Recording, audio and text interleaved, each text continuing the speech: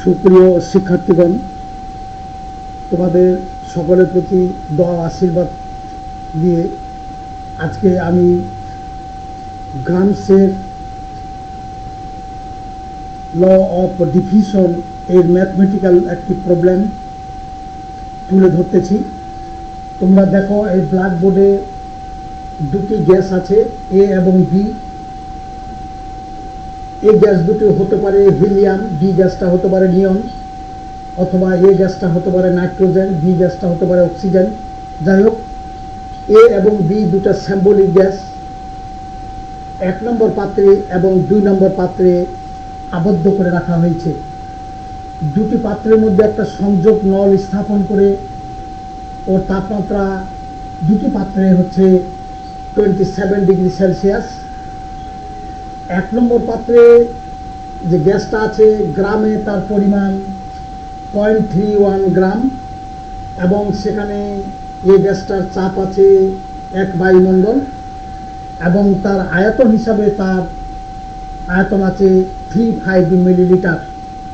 অনুরূপভাবে 2 নম্বর পাত্রে বি গ্যাসটি আছে গ্রাম হিসাবে 0.85 গ্রাম, এবং সেখানে চাপ আছে 1.5 অ্যাটমসফিয়ার, আর আয়তন হচ্ছে 450 মিলিলিটার। এখন প্রশ্ন হলো, এই দুটো পাত্রের মধ্যে এ পাত্রে অর্থাৎ 1 নম্বর পাত্রে এ গ্যাসটির মোল সংখ্যা কত, n equal to what. B number প্রশ্ন হচ্ছে, 1 নম্বর এবং 2 নম্বর পাত্রে এ ও বি গ্যাস দুটোর rate of diffusion, that is rate of diffusion of gas A, that is RA, and rate of diffusion of gas B, that is RB, equal to what? অর্থাৎ 1 নম্বর পাত্রে R এর ব্যাপন হার কত এবং 2 number পাত্রে B এর ব্যাপন হার কত, এই দুটো বাহির করতে হবে। এখানে মনে রাখা দরকার, আমরা আইডিয়াল গ্যাসের অবস্থার সমীকরণ থেকে জানি nRT। এই সূত্রটা কেমন করে প্রয়োগ করব, এখানে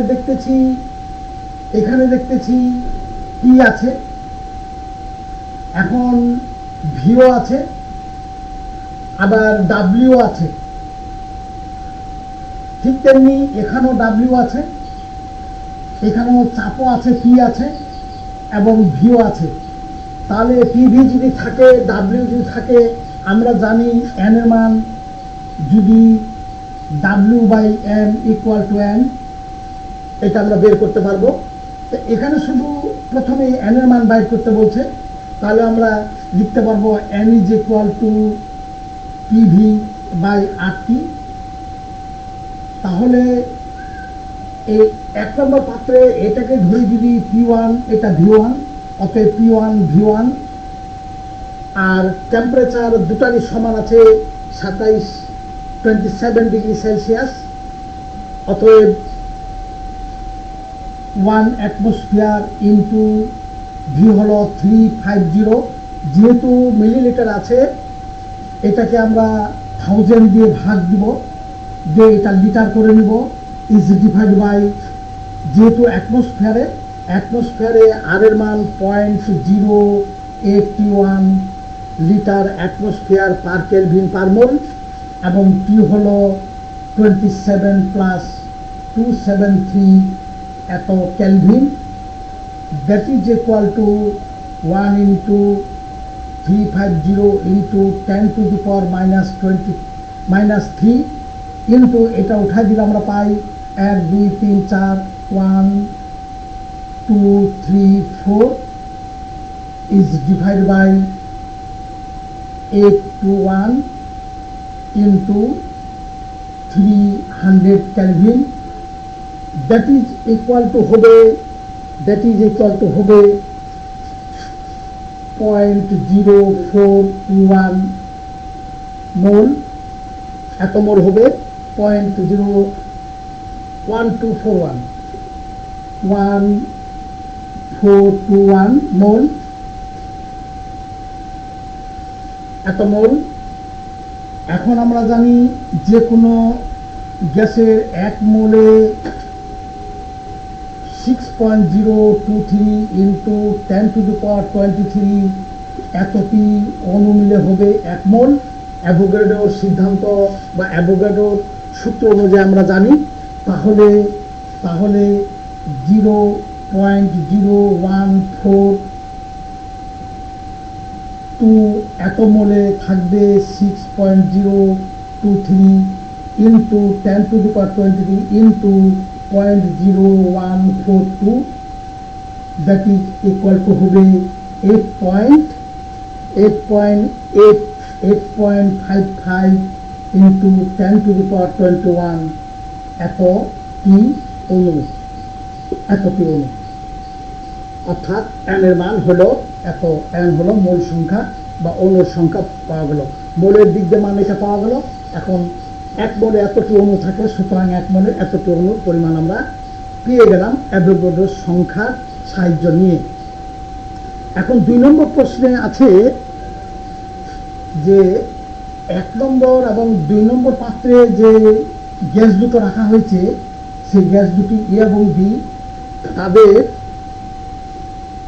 আর অর্থাৎ রেট অফ ডিফিউশন, অর্থাৎ 1 সেকেন্ডে গ্যাসের কণাগুলো কি পরিমাণ দৌড়ায়, প্রতি সেকেন্ডে কিভাবে ব্যাপিত হয়, ডিফিউজড হয়, এইটা বাহির করতে হবে। অর্থাৎ আর এ এবং আর বি বের করতে হবে।